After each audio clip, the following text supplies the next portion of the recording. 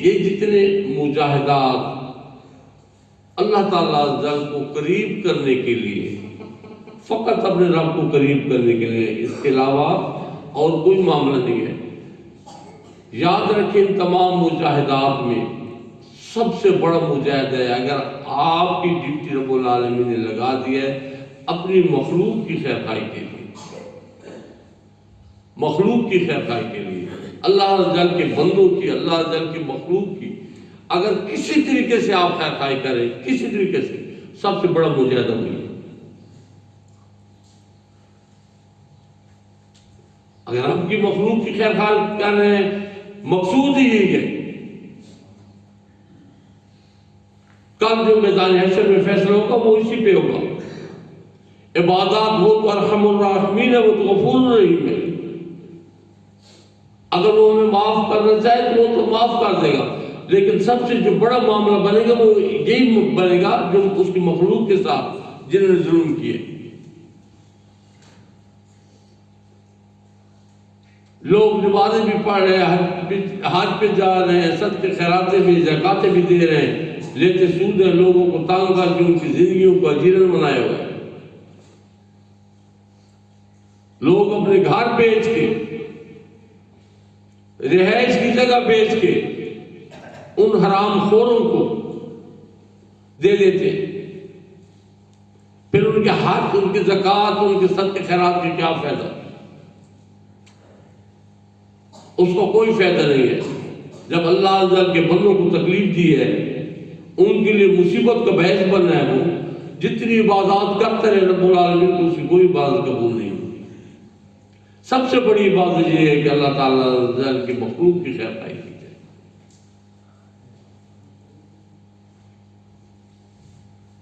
تو یہ مجاہدات جتنے بھی ہیں،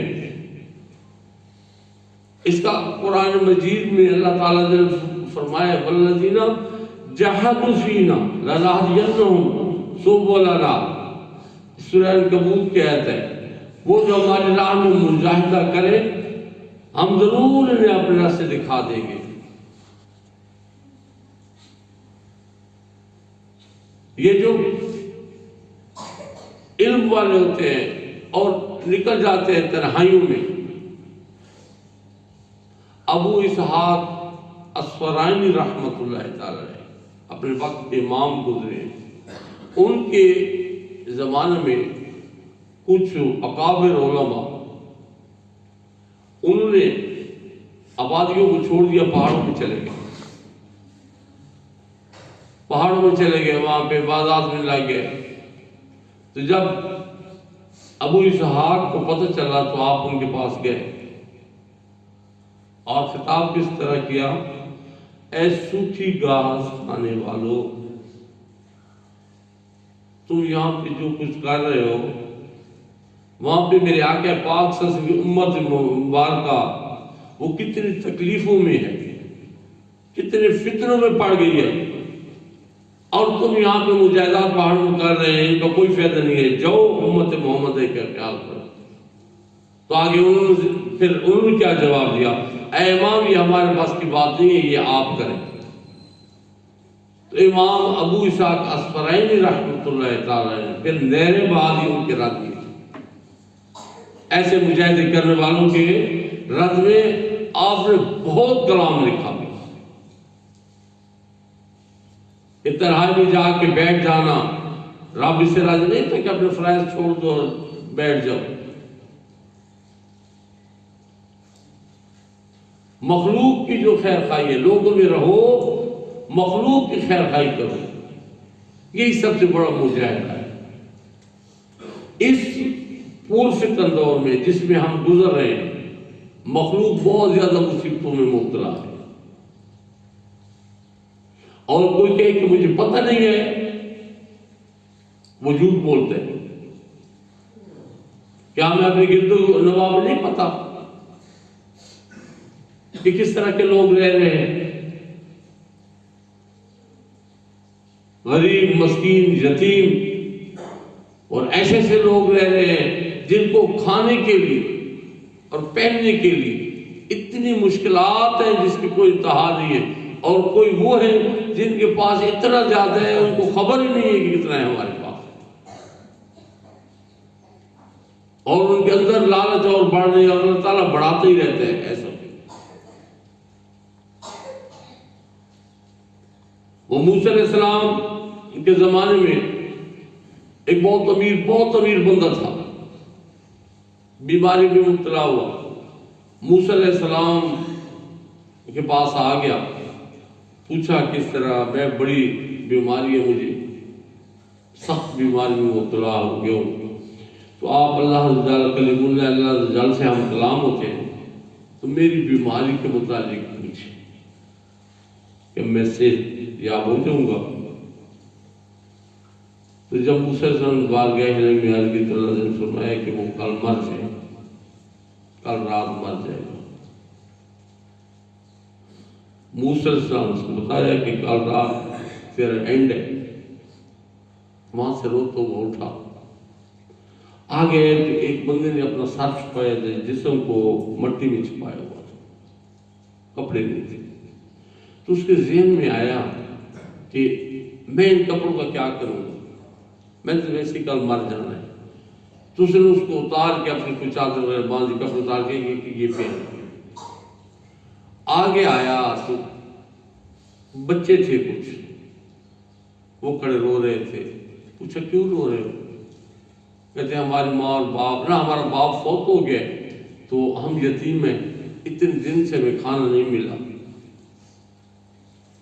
خود بھی رونے لگ گیا، بہت سارا سامان لیا کھانے کا، جا کے ان کو دے دیا اور خود روتا رہا کسی طرح کل رات کو میں نے مر جانا ہے، پھر میرے بچے بھی اسی طرح ہوں گے،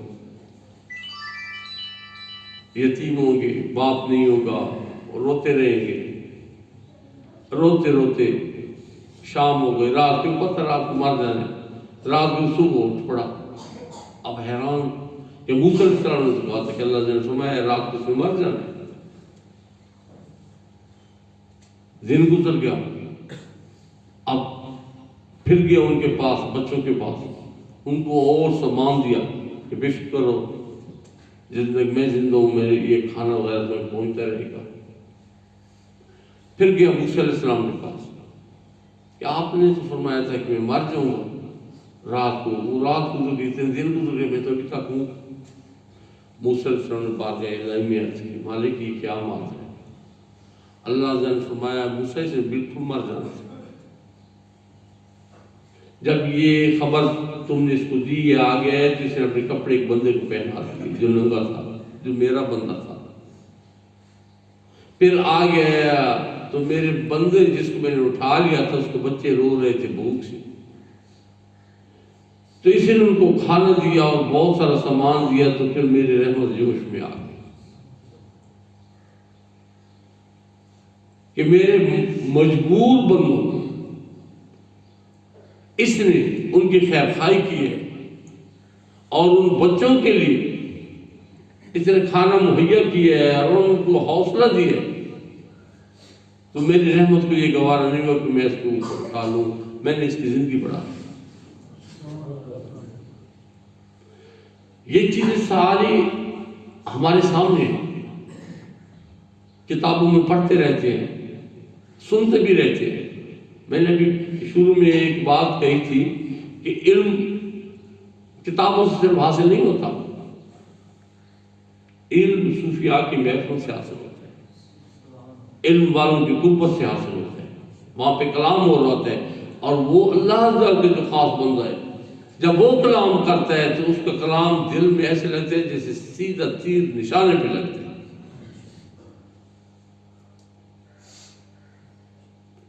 تو اس لیے یہ چیزیں ہم پڑھتے اس کے باوجود ہم عمل نہیں کرتے.